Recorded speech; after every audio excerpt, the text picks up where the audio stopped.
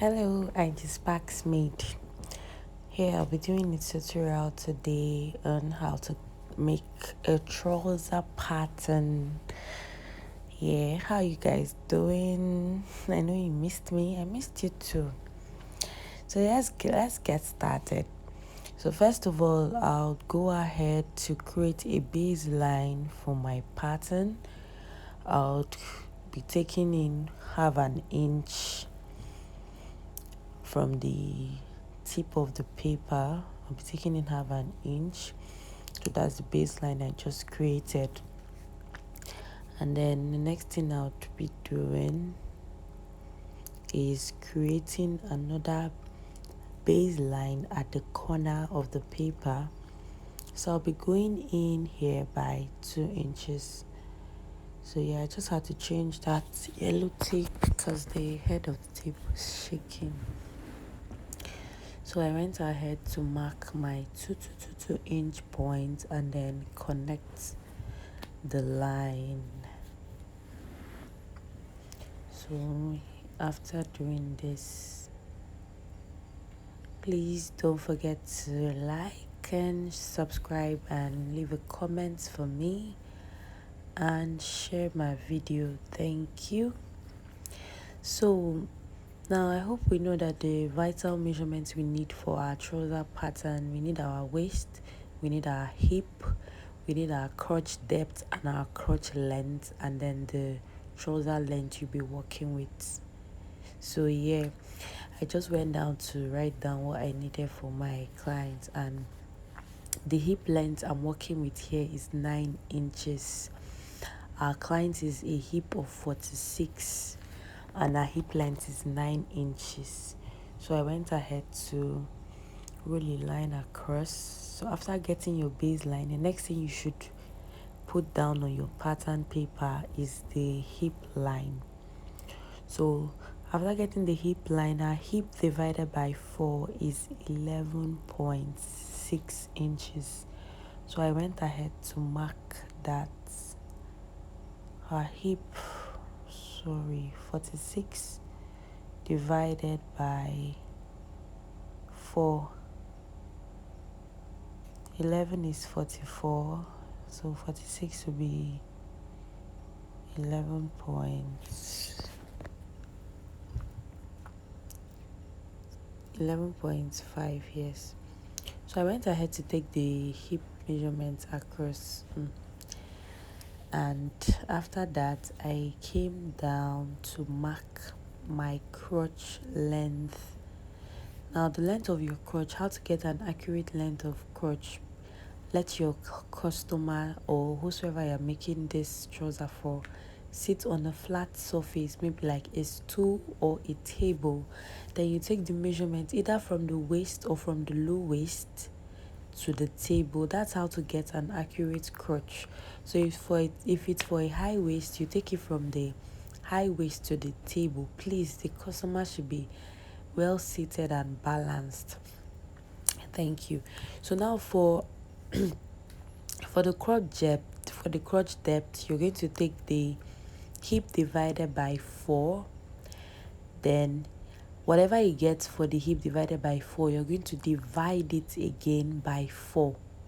So in my own case, I showed you the measurement I worked with. So now it's going to now be your hip divided by 4, what you've gotten. I got 11.5 divided by 4. So that's going to give us 2 point something, and then you now add it plus your main hip. Whatever you get added plus your main hip is going to give you your crotch depth. Yeah, so whether you have the thigh measurements or whatsoever, the crotch depth when accurately taken would always come out well fitted. So next off, my explanation took more of my time. So I used my very curve after getting my crotch depth to curve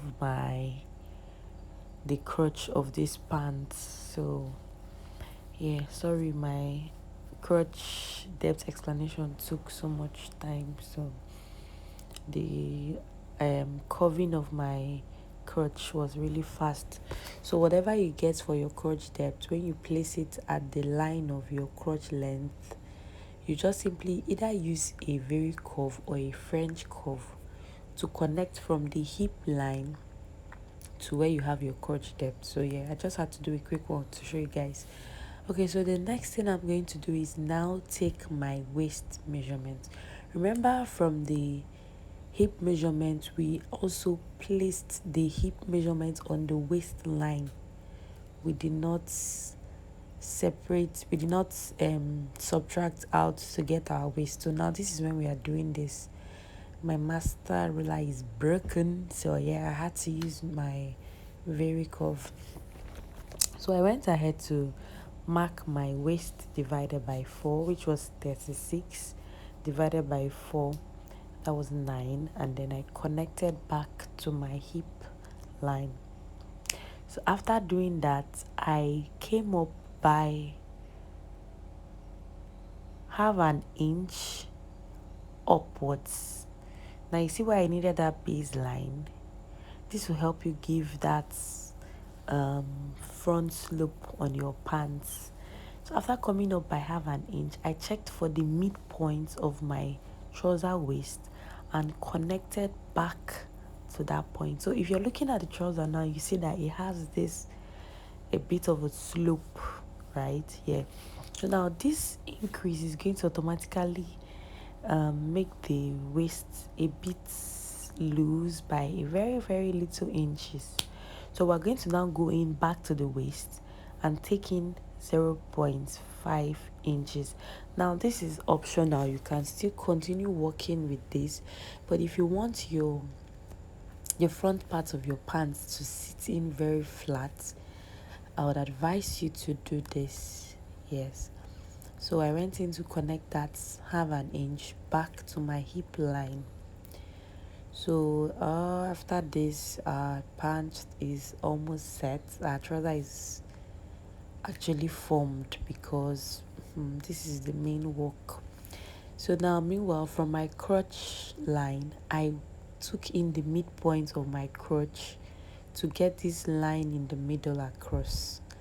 So yeah, after doing that, from this line will help you calculate whatever you're working with. If you're working with your tie divided by 4 to be easier to place on both sides. So yeah, that's why the line is there. So I went ahead to put in the rest of my parameters to shape in my pants so that it will have that nice fitting look. And yeah, you can see this is to the knee points and it looks like a short pattern, right? Yeah. So I'll go ahead to finish up my pattern. So yeah, I'm connecting all the lines that I created now. Connecting and connecting and connecting and connecting. Please do well to subscribe. If you have a question concerning this tutorial, please do drop it in the comment section. I promise to respond. Thank you.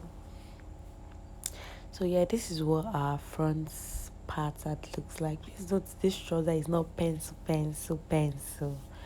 I used about 4 inches down the ankle area. That's a total of 8 inches down the ankle area. So yeah, it's not pencil.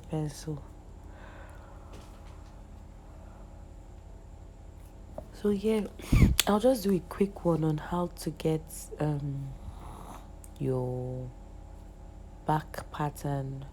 Now normally I'm supposed to like do about a new pattern, trace out my front pattern, transfer it to the back pattern and all of that, but wow, that's a long process. So I just went ahead to work with the same front pattern. So now just get a midpoint from your crotch to your waistline.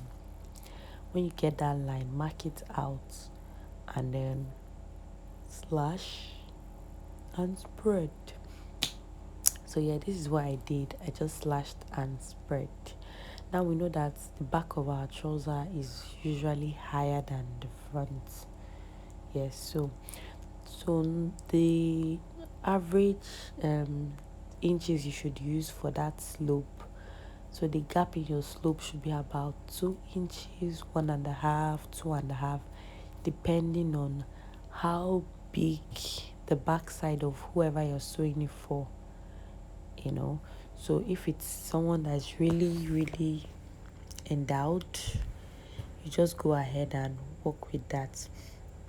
So now after doing that, you know that we took out half an inch from the front pattern.